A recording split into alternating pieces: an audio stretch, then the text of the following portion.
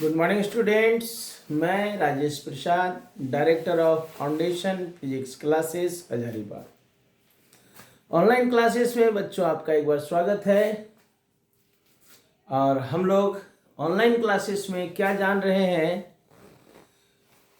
PYQ या VVI questions chapter wise कितने question अभी तक आए हैं, किस किस तरह के क्वेश्चन आए हैं, इनको हम लोग जान रहे हैं। और हम लोग पहुंच चुके हैं चैप्टर 3 करंट इलेक्ट्रिसिटी में, और ये करंट इलेक्ट्रिसिटी का तीसरा वीडियो है। दो वीडियो में हम लोग किरचॉफ्स लॉ, व्हीटस्टोन ब्रिज जान चुके हैं। पिछले वीडियो में derivation of the relation J equal to sigma E plus कुछ शॉर्ट क्वेश्चंस देखे हम लोग, दो क्वेश्चन। तो आज इस वीडियो में बच्चों लेकर लाए हैं क्वेश्चन आप लोगों के लिए, state Ohm's law, derive Ohm's law using the concept of drift velocity। ये भी बच्चों आपके लिए बहुत इंपॉर्टेंट क्वेश्चन होता है, क्योंकि ये देखिए पहले दो बार 15 में और 17 में पूछा हुआ है। तो बहुत हार्ड नहीं, ये सारा क्वेश्चन बहुत आसान है। डेरिवेशन ऑफ ओम्स लॉ तो जब हम लोग relation between J sigma and E का किए थे, उस समय भी बताए थे कि J सिग्मा एंड E के रिलेशन को डिराइव करते समय भी बीच में ओम्स लॉ डिराइव हो जाता है। तो ड्रिफ्ट वेलोसिटी के कंसेप्ट से हम लोगों को ये रिलेशन डिराइव करना है, और इसी को एक और नाम देते हैं बाय द फर्स्ट प्रिंसिपल भी कहते हैं। ड्रिफ्ट वेलोसिटी का कंसेप्ट कहिए या बाय फर्स्ट प्रिंसिपल कहिए, ये दोनों एक ही बात होगा, है ना। तो सबसे पहले हम लोग ओम्स लॉ को स्टेट करेंगे। ओम्स लॉ क्या था, तो आंसर जब इसका लिखना शुरू करेंगे तो बच्चों शुरू करेंगे पहले ओम्स लॉ से। ओम्स लॉ है क्या, तो कहता है according to this law, under the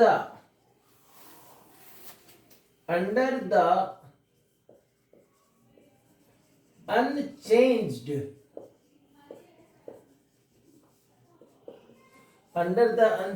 physical conditions like temperature,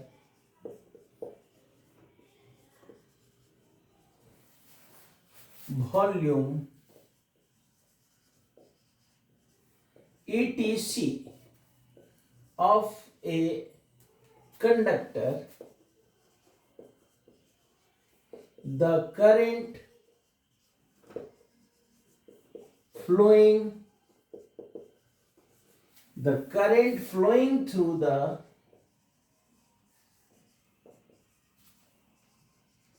the conductor is directly proportional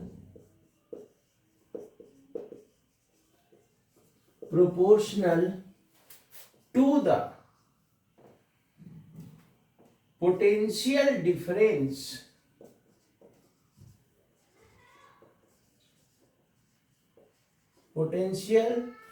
difference applied across the ends of the conductor। मतलब क्या हुआ, that is V proportional to I or V equal to RI, where this is Ohm's law, this is Ohm's law, where R is a constant called resistance of the conductor. ये है Ohm's law. बहुत ही basic सा law है जिसको कि हम लोग घरों में भी जानते हैं, यूज करते हैं। मान लिया जाए एक ऐसा कंडक्टर है आपके पास। अब इस कंडक्टर में अगर हम एक 1.5 वोल्ट का बैटरी जोड़े तो कितना करंट जाएगा भाई? और उसी 1.5 वोल्ट के बदले में अगर हम 6 वोल्ट का करंट जोड़ दे तो क्या होगा सर? करंट बढ़ जाएगा। अगर 12 वोल्ट का करंट जोड़ दे तो करंट सर और बढ़ जाएगा। This is Ohm's law. यही बात तो ओम भी कहते हैं। और आपको हम बता चुके हैं कि किसी भी कंडक्टर में करंट को फ्लो करने के लिए there must be a potential difference. This is the necessary condition for flow of current through a conductor. किसी कंडक्टर में करंट फ्लो करने के लिए ये नेसेसरी कंडीशन है। अगर किसी कंडक्टर के दोनों सिरों में, दोनों एंड्स में एक पोटेंशियल डिफरेंस क्रिएट करेंगे तभी इससे करंट फ्लो करेगा। तो ओम जो है इसी पोटेंशियल डिफरेंस और फ्लो करने वाले करंट के बीच रिलेशन बताते हैं। वो क्या कहते हैं कि किसी कंडक्टर से जो करंट फ्लो करेगा ये पोटेंशियल डिफरेंस के कारण तो फ्लो करेगा, लेकिन कैसे? डायरेक्टली डिपेंड करेगा कि इनडायरेक्टली, इनवर्सली। तो कहते हैं कि करंट जो फ्लो करेगा कंडक्टर से directly depends on the potential difference applied across the ends of the conductor. Conductor के दोनों सिरों में हम जितना भी पोटेंशियल डिफरेंस अप्लाई करेंगे उसके डायरेक्टली प्रोपोर्शनल होगा। डायरेक्टली प्रोपोर्शनल का मतलब अगर हम ज्यादा पोटेंशियल डिफरेंस अप्लाई करेंगे तो करंट ज्यादा फ्लो करेगा, और अगर कम पोटेंशियल डिफरेंस अप्लाई करेंगे तो करंट भी कम फ्लो करेगा। लेकिन साथ ही वो कहते हैं ऐसा होने के लिए जो कंडक्टर का फिजिकल कंडीशन है वो चेंज नहीं होना चाहिए। Under the unchanged physical conditions, यानी कि उसका टेम्परेचर, उसका वॉल्यूम, ये सब चेंज नहीं होना चाहिए। अगर वॉल्यूम, टेम्परेचर चेंज हो जाता है तो ओम्स लॉ वहां फेल कर जाता है। तो ये है ओम्स लॉ कि under the unchanged physical condition the current flowing through a conductor is directly proportional to the potential difference applied across the ends of the conductor. Okay? अब इसी चीज को डिराइव कर देना है, इस ओम्स लॉ को डिराइव कर देना है। लेकिन डिराइव कैसे करना है? तो by the help of drift velocity, या फिर इसी को हम लोग कहते हैं by using the principle of, by using first principle। कैसे किया जाएगा चलिए देखा जाए। तो इसके लिए डेरिवेशन ऑफ ओम्स लॉ ऐसा बार बार बता रहे हैं, जो काम करने जा रहे हैं उसको एक बार यहां पर टॉपिक में मेंशन कर देंगे। क्या करेंगे? Derivation of Ohm's law. Ohm's law का डेरिवेशन कैसे? तो consider A current, consider a conductor having no current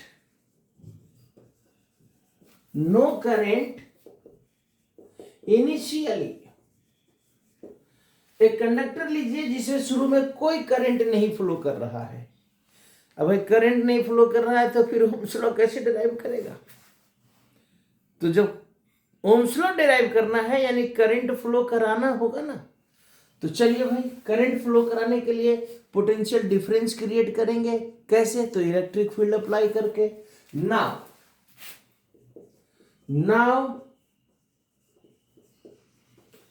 apply an electric field E on the conductor। Conductor पर क्या कीजिए, एक इलेक्ट्रिक फील्ड अप्लाई कीजिए। Due to this a current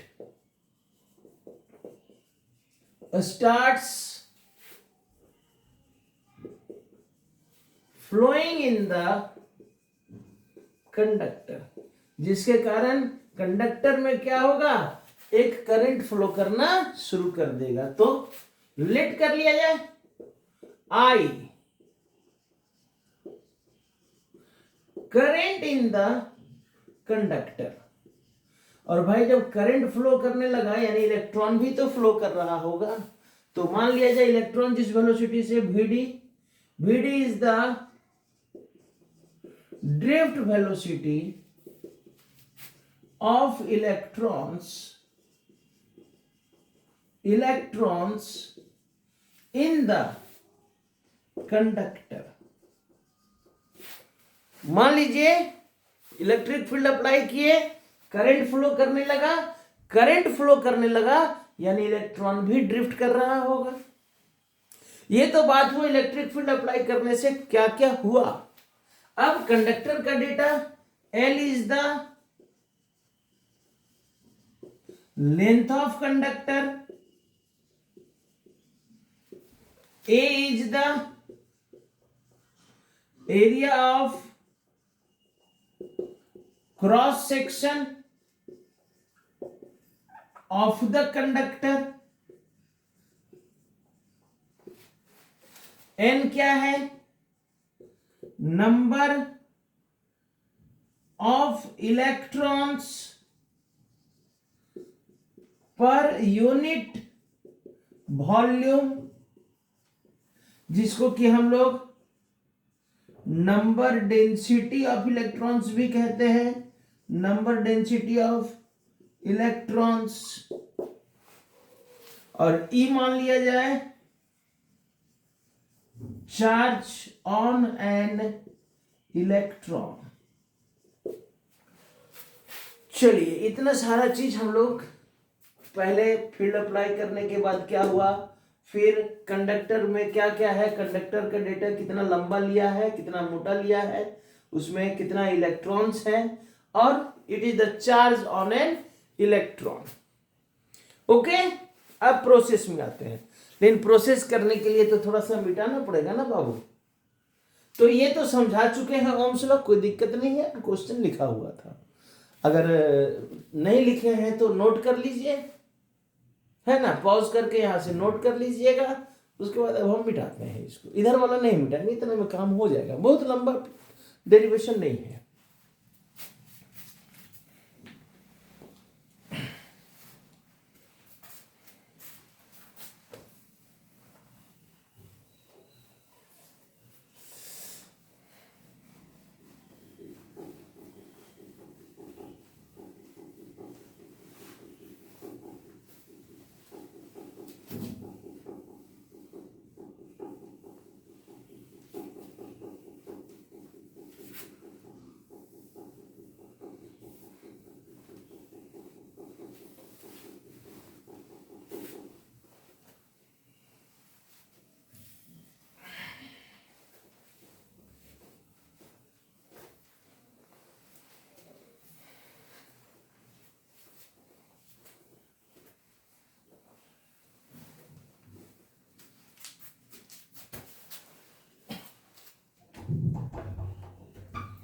चलिए फिर आ जाइए।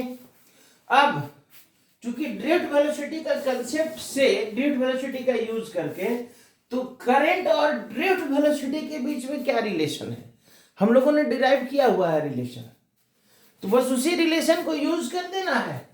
नाउ वी नो दैट, क्या जानते हैं भाई, तो I is equal to NAEVT। Also और क्या जानते हैं, तो VD is equal to EE/m into tau. This is the relation between current and drift velocity, and this is the expression for drift velocity. ये दोनों को हम लोग जान रहे हैं। और यही कंसेप्ट यूज करके हमको ओम्स लॉ डिराइव करना है by using this concept. This is the concept of drift velocity, या this is the first principle current भी बोल सकते हैं इसको। by तो इसीलिए कहता है इसको, या तो क्वेश्चन कह सकता है कि by using the concept of drift velocity और by using first principle। ठीक है, तो ये फर्स्ट प्रिंसिपल करंट के नाम से भी जानते हैं, I is equal to this. अब देखिए यहां से इक्वेशन 1 में इस इक्वेशन 2 से VD का वैल्यू को पुट कर दीजिए। फ्रॉम 1 एंड 2 क्या लिख सकते हैं, from 1 and 2 I is equal to क्या हो जाएगा जी, NAE, और VD के जगह में EE/m इंटू टॉ लिख सकते हैं, बस हो गया। और यहां से देखा जाए I इज इक्वल टू क्या हो जाएगा, NAE स्क्वायर, टॉ को एक साथ रखिए बाई m, और इस E को अलग कर लेते हैं E। ठीक है, ये इक्वेशन नंबर आ गया 3। अब चूंकि हमको ओम्स लॉ में किसका रिलेशन चाहिए, करंट और पोटेंशियल डिफरेंस का, जबकि यहां पर देखिए रिलेशन आ गया करंट और इलेक्ट्रिक फील्ड का।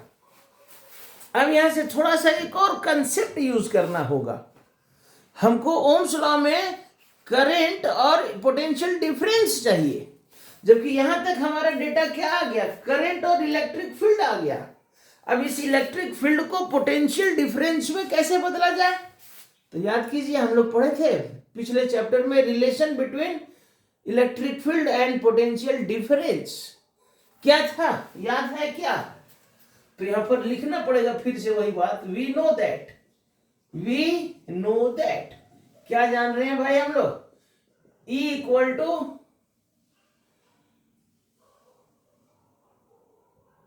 V/L, V/R होता है, R हमारे यहाँ L है, देयरफॉर अरे E is equal to dV/dr पढ़े थे, इक्वल टू माइनस dV/dr, इसी को जनरलाइज किए थे तो E is equal to V/R होता था, वही बात तो हम बोल रहे हैं, यहाँ लिखने की जरूरत नहीं है। ठीक है, तो E is equal to V/R यहाँ हो गया, R की जगह में हमारा कंडक्टर का लेंथ है तो V/L। अब इस इक्वेशन को यहां पुट कीजिए, देयरफॉर फ्रॉम 3 एंड 4 क्या हो जाएगा sir, I is equal to NAE square tau by m रह गया, और ये E के जगह में V/L हो गया। अब V को एक तरफ कर लीजिए ना यहाँ पर, बाकी सबको एक तरफ I के पास ले जाइए, तो V इज इक्वल टू क्या हो जाएगा sir, ML/NAE square tau into I। ये ML यहाँ नीचे है ना, तो इधर आएगा I के पास, तो ML I के साथ इंटू होगा, और ये ऊपर में है तो सब नीचे आ जाएगा। अब यहाँ पर देखिए तो क्या मिल गया सर, देखिए तो यहाँ देखिए ना, इस ब्रैकेट के अंदर में जितना भी टर्म्स है, M है, L है, N है, A है, E square tau, these all are the constant terms। तो हम लिख सकते हैं here ML/NAE square tau is equal to constant. तो हम therefore, तो ये इक्वेशन कैसा हो जाएगा, therefore V becomes constant into I, और लिख सकते हैं क्या, और क्या लिख सकते हैं, जब ये जब टर्म हमारा कांस्टेंट हो गया तो V is equal to constant into I लिख सकते हैं क्या, तो जब ये कांस्टेंट इंटू I हो गया तो लिख सकते हैं देयरफॉर V प्रोपोर्शनल टू, और नहीं, that is V proportional to I। This is Ohm's law, this is Ohm's law, where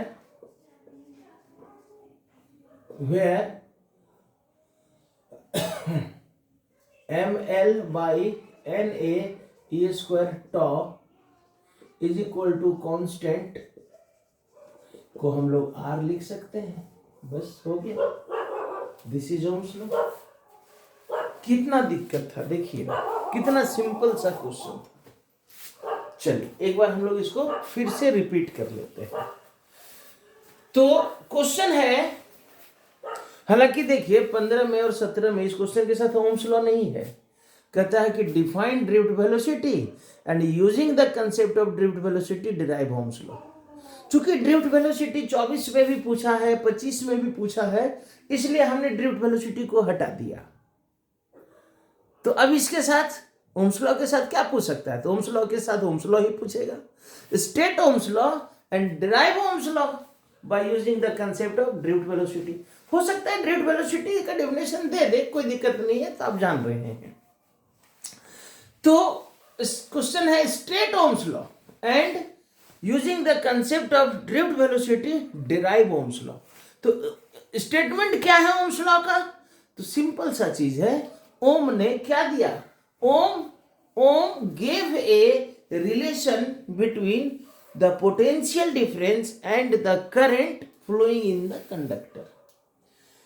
जैसा ये करंट के बेसिक से ही आपको हम बता चुके हैं कि अगर किसी कंडक्टर में करंट फ्लो करना है, अगर किसी कंडक्टर में करंट फ्लो करना है, तो उस कंडक्टर के दोनों एंड्स में एक पोटेंशियल डिफरेंस होना ही होगा। बिना पोटेंशियल डिफरेंस का इलेक्ट्रॉन फ्लो ही नहीं करेगा। ठीक है?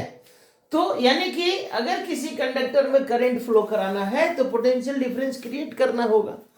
तो ओम जो कहते हैं इसी पोटेंशियल डिफरेंस और उसमें फ्लो करने वाले करंट के बीच रिलेशन बताते हैं। क्या कहते हैं? कि जो करंट है वो पोटेंशियल डिफरेंस पर डायरेक्टली डिपेंड करेगा। यानी कि अगर पोटेंशियल डिफरेंस ज्यादा अप्लाई करेंगे तो करंट भी ज्यादा होगा, और पोटेंशियल डिफरेंस कम अप्लाई करेंगे तो करंट भी कम होगा। यानी कि स्टेटमेंट क्या है? According to Ohm's law, under the unchanged physical conditions of a conductor, the current flowing through the conductor is directly proportional to the potential difference applied across the ends of the conductor। है ना? यानी कि V proportional to I और V equal to RI, जहां पर R क्या है? एक कांस्टेंट है जिसको कि हम लोग रेजिस्टेंस कहते हैं। ये तो बात हो गई भाई ओम्स लॉ की। अब ओम्स लॉ का डेरिवेशन है ना? तो ओम्स लॉ डिराइव करने के लिए सबसे पहले एक कंडक्टर ले लेते हैं जिसमें शुरू में कोई करंट नहीं है। अब भाई करंट नहीं है तो फिर ओम्स लॉ पता कैसे चलेगा, डिराइव कैसे होगा? क्योंकि ओम तो करंट और पोटेंशियल डिफरेंस के बीच रिलेशन दिए थे। तो अच्छा, इसीलिए तो शुरू में करंट नहीं माने। अब करंट फ्लो कराना है तो हमको एक पोटेंशियल डिफरेंस क्रिएट कराना होगा ना। तो पोटेंशियल डिफरेंस कैसे क्रिएट होगा? इलेक्ट्रिक फील्ड अप्लाई करके। तो consider a conductor having no current initially, now apply an electric field E on the conductor. क्या करते हैं? कंडक्टर पर एक इलेक्ट्रिक फील्ड ई अप्लाई कर देते हैं। Due to this a current starts flowing in the current. अब जैसे ही हम लोग इलेक्ट्रिक फील्ड अप्लाई करेंगे, कंडक्टर के दोनों एंड में पोटेंशियल डिफरेंस क्रिएट हो जाएगा। A current starts flowing in the conductor, और कंडक्टर में एक करंट फ्लो करना शुरू कर देगा। कितना करंट? मान लिया जाए आई करंट हो रहा है, और जब इलेक्ट्रिक फील्ड अप्लाई किए करंट फ्लो करने लगा, इसका मतलब इलेक्ट्रॉन भी चलने शुरू किया होगा। तो इलेक्ट्रॉन जिस वेलोसिटी से चलता है उसी को तो ड्रिफ्ट वेलोसिटी कहते हैं। तो VD मान लिए drift velocity of electron in the conductor. और अब कंडक्टर का लेंथ L, कंडक्टर का area of cross section, number of electron per unit volume, और E is the charge on an electron.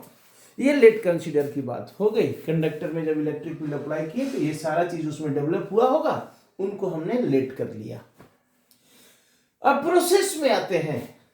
Drift velocity के concept से Ohm's law derive करने के लिए करंट और ड्रिफ्ट वेलोसिटी का क्या रिलेशन है, तो ये हम लोग जान रहे हैं कि I is equal to NAE/VD, और इसी को हम लोग फर्स्ट प्रिंसिपल करंट भी कहते हैं बच्चों। यानी कि इसीलिए एग्जाम में क्वेश्चन आता है कि derive Ohm's law by first principle, ऐसा भी कह सकता है। तो ध्यान रखेंगे।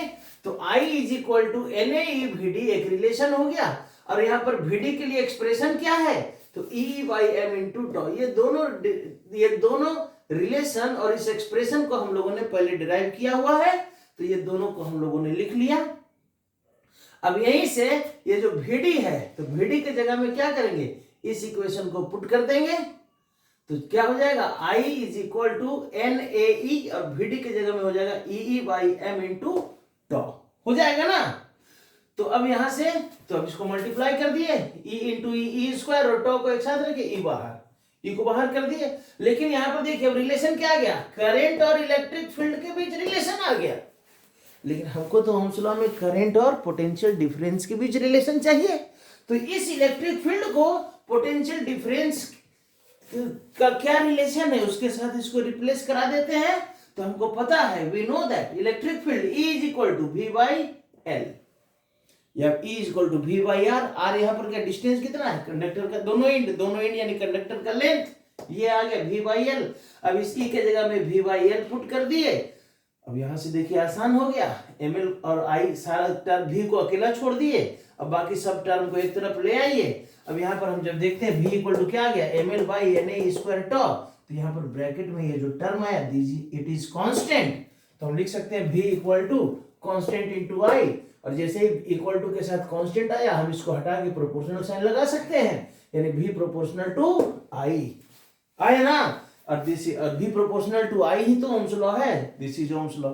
अब यहाँ पर जो कांस्टेंट है क्या, ml/na स्क्वायर टॉ, इसी को हम लोग ओम्स लॉ में कांस्टेंट का क्या नाम है, रेजिस्टेंस, हो गया। ओके बच्चों, तो देखिए कितना आसान सा रिलेशन है। अब हम तब तक मिटाते हैं, अब नोट कीजिए या समझ लीजिए फिर से। अब इसी में हम लोग और भी, क्योंकि वीडियो अभी थोड़ा छोटा है, और भी क्वेश्चन इसी वीडियो में हम लोग जान लेते हैं। तो वीडियो में एक बार फिर से स्वागत है बच्चों आपका। ये दो शॉर्ट क्वेश्चंस हैं जो कभी एग्जाम में पूछे हुए हैं, ये 2016 में, ये 2019 में।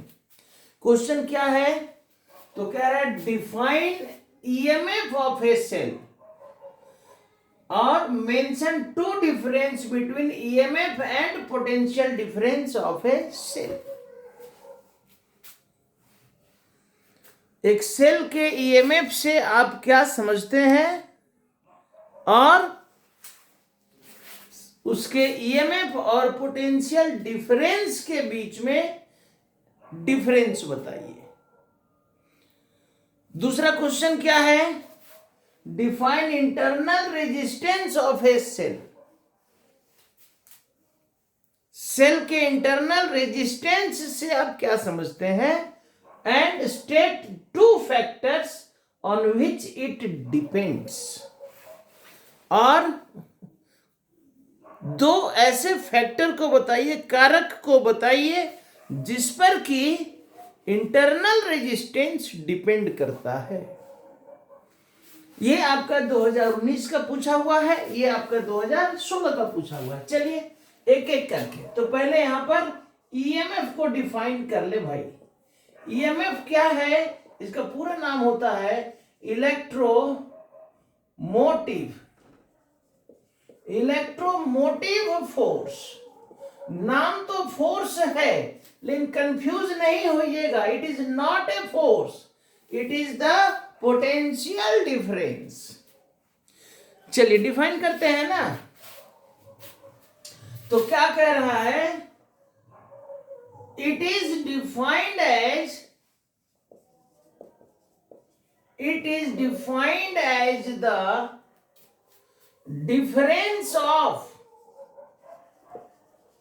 difference of potential between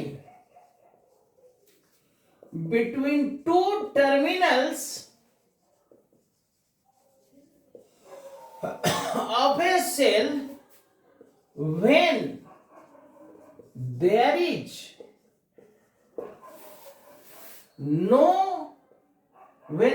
no potential drop, that is in open circuit,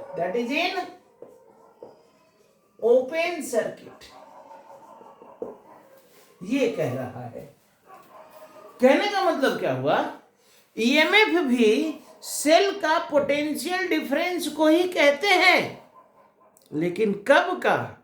जब उस सेल के पोटेंशियल का किसी भी तरह का loss, when there is no potential drop, यानी उस सेल का पोटेंशियल में कोई कमी नहीं आया हो। जैसे हम कह रहे हैं कि एक सेल अभी अभी बन के तैयार हुआ 1.5 वोल्ट का, 1.5 वोल्ट का, तो ये क्या मार्क किया हुआ है? उसका ईएमएफ, ओरिजिनल पोटेंशियल डिफरेंस। लेकिन जब आप उसको 1 मंथ के बाद, 2 मंथ के बाद यूज कर रहे हैं, तब क्या वो जो सेल है 1.5 वोल्ट का ही बचा हुआ है? नहीं, धीरे धीरे उसका पोटेंशियल लॉस किया। तो अब जो बच गया 1.5 से कुछ बचा होगा, तो अब जो बच गया है it is the terminal potential difference. इसी को पोटेंशियल डिफरेंस या टर्मिनल पोटेंशियल डिफरेंस भी कहते हैं। तो ये है, यानी कि अब उसका पोटेंशियल थोड़ा लॉस कर गया, तो अब वो ईएमएफ नहीं कहलाएगा, अब वो कहलाएगा टर्मिनल पोटेंशियल। जैसे सर्किट में सेल को जोड़े और सर्किट को ओपन रखे हुए, अभी स्विच ऑन नहीं किए हुए, सर्किट इज ओपन, तो सर्किट ओपन है, तो अभी उस जिस सेल को सर्किट में जोड़े हैं उसका पोटेंशियल लॉस हो रहा होगा क्या? नहीं हो रहा होगा। इसीलिए कहता है कि इन ओपन सर्किट, यानी जहां पर पोटेंशियल का लॉस नहीं हो रहा, दोनों तरह से लिख सकते हैं, when there is no potential drop या फिर इन ओपन सर्किट। ओके, अब क्या है भाई? डिफरेंस। तो डिफरेंस करने के लिए इधर ईएमएफ का टेबल इधर ईएमएफ लिख दीजिए और बीच में ऐसा छोटा सा एक कॉलम लाइन खींच दीजिए और इधर पोटेंशियल डिफरेंस खींच दीजिए। पोटेंशियल डिफरेंस, तो ईएमएफ का जो डिफिनेशन है उसको फिर से लिख दीजिए ना भाई। द डिफरेंस ऑफ पोटेंशियल, पहला डिफरेंस, 2 डिफरेंस लिखने बोल रहा है। The difference of potential between 2 terminals of a cell in open circuit कर देते हैं, in open circuit, और यहां पर भी लिख देते हैं the difference of potential, the difference of potential between 2 terminals of a cell in closed circuit, ऐसा भी लिख सकते हैं, या लिख सकते हैं when there is some potential drop, जब कुछ पोटेंशियल लॉस हो चुका होगा। दूसरा क्या है? EMF depends on, EMF depends on the nature of electrolyte and the nature of electrodes।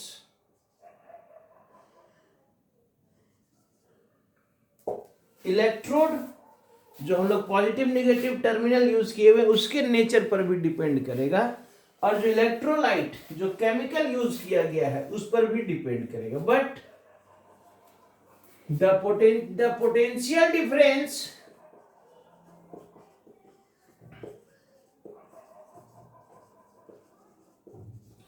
Depends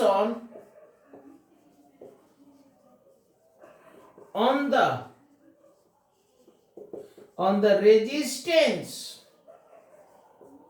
of the circuit। Potential कितना लॉस करेगा, ये पोटेंशियल डिफरेंस कितना होगा, ये डिपेंड करेगा उस सर्किट का रेजिस्टेंस कितना। जितना ज्यादा रेजिस्टेंस होगा पोटेंशियल उतना जल्दी जल्दी लॉस करेगा, पोटेंशियल डिफरेंस उतना कम होते चला जाएगा। ठीक है, अब नेक्स्ट क्वेश्चन,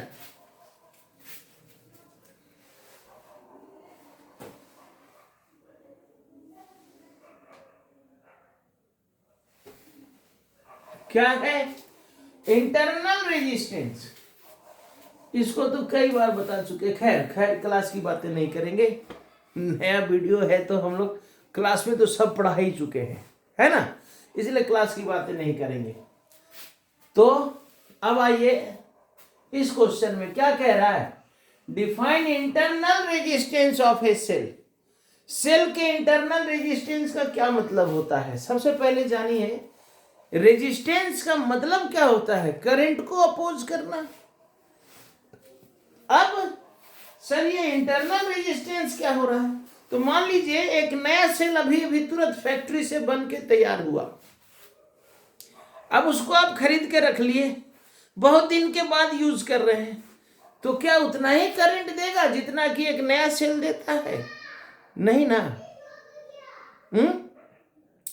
इसका मतलब है कि रखे रखे धीरे धीरे उस सेल से करंट कम होने लगा। तो ये कम क्यों हो रहा है? आप तो यूज नहीं किए, लेकिन यूज नहीं किए फिर भी करंट उसका कम हो गया। इसका मतलब है कि सेल के अंदर कुछ ना कुछ तो ऐसा है जो उसके करंट को अपोज कर रहा है। तो ये जो करंट को अपोज करने का गुण है सेल के अंदर, it is called internal resistance. तो ये गुण आ कहां से रहा है? तो उसमें जो केमिकल यूज किए हैं, केमिकल यूज किए हैं, तो भैया केमिकल के बीच तो रिएक्शन कंटिन्यू है ना, इसीलिए इसको लिख सकते हैं इंटरनल रेजिस्टेंस है क्या? तो यहां लिखेंगे इंटरनल रेजिस्टेंस ये है क्या भाई? है तो it is defined as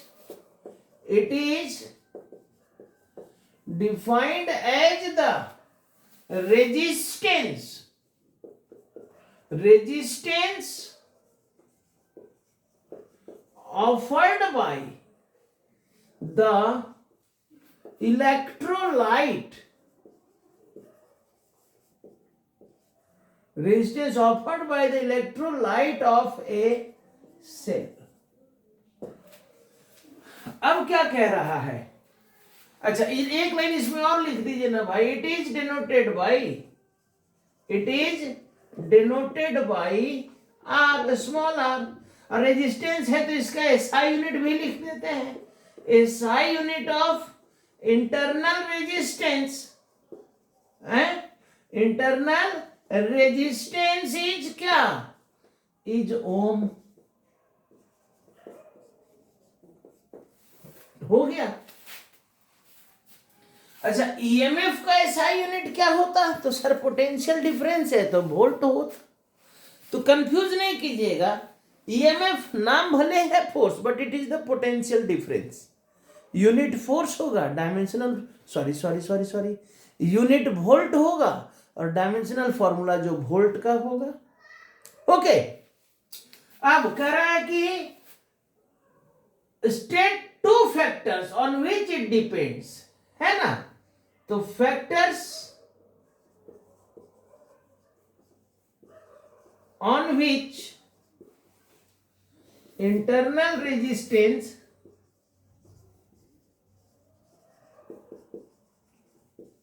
depends are, ऐसा लिखा जाएगा are. Number 1, the distance between the electrodes, the distance between the electrodes, और दूसरा क्या है? तो the nature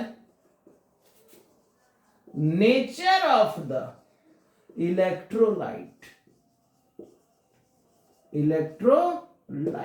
ये दो बातों पर किसी भी सेल का इंटरनल रेजिस्टेंस डिपेंड करता है। किस पर?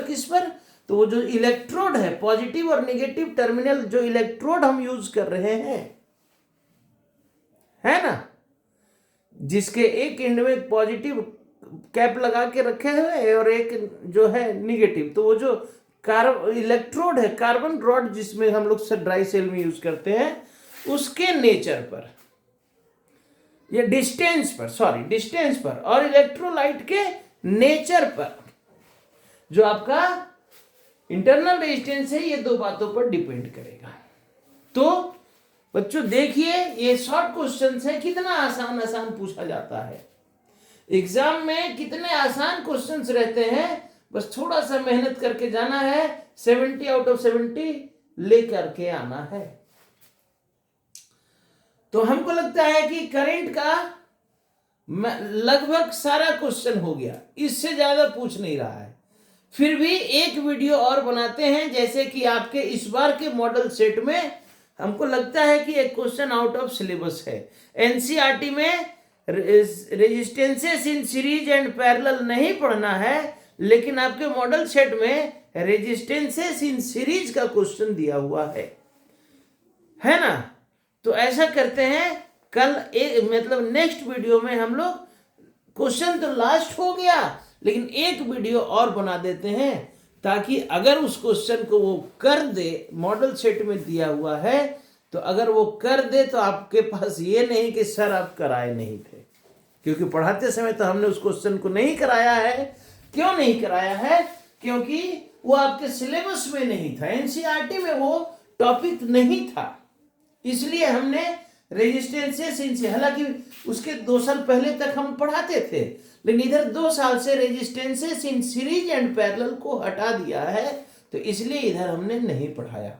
लेकिन अब मॉडल सेट में है, तो एक वीडियो, नेक्स्ट वीडियो आपको हम रेजिस्टेंसेस इन सीरीज जो है वो तो पढ़ा ही देंगे, रेजिस्टेंसेस इन पैरेलल भी पढ़ा देंगे। ओके बच्चों, तो एक वीडियो और करंट का जाएगा। देखिए, ये तीसरा वीडियो है करंट का, एक वीडियो और 4 वीडियो, पहला चैप्टर का 5 वीडियो, दूसरा चैप्टर का 4 वीडियो, ये तीसरा चैप्टर का भी 4 वीडियो आपका लेसन। अब एक अगला टॉपिक का भी 3-4 वीडियो जाएगा, मैग्नेटिज्म का, और 3-4 वीडियो एसी का। उसके बाद सारा लेसन जो है 2 वीडियो, 3 वीडियो, 2 वीडियो, उससे ज्यादा होगा ही नहीं। ठीक है, तो मुश्किल से 30 वीडियो, और अभी तक अगर आपने 5, 4, 9, 4, 13 वीडियो कर लिया है, तो 14-15 दिन और पढ़ना है भाई, आपका सिलेबस वीवीआई क्वेश्चन सारा कंप्लीट हो जाएगा। लेकिन पता नहीं आप लोग वीडियो देख रहे हैं कि नहीं। शुरुआत में तो बहुत अच्छा लाइक्स गया, बहुत अच्छा व्यूज गया, लेकिन इधर हमको लगता है कि आप लोग कंजूसी कर रहे हैं, या तो फिर पसंद नहीं आ रहा है। तो पसंद नहीं आ रहा है तो भी तो हमको कमेंट कर दीजिए। हम तो पहले भी बोले थे कि सर अगर वीडियो पसंद नहीं आती है, देन मस्ट कमेंट मी कि सर वीडियो बंद कर दीजिए। बंद कर देंगे भाई, जबरदस्ती थोड़े है ना। आपके लिए मेहनत कर रहे हैं, आपको नहीं पसंद आ रही है तो नहीं बनाएंगे। ओके, और अगर पसंद आ रही है तो खुद भी देखिए, तैयारी कीजिए, दोस्तों के साथ भी शेयर कीजिए, और थोड़ा लाइक कमेंट करते रहिए, ताकि थोड़ा हम भी इनकरेज होते रहें। Okay students, bye.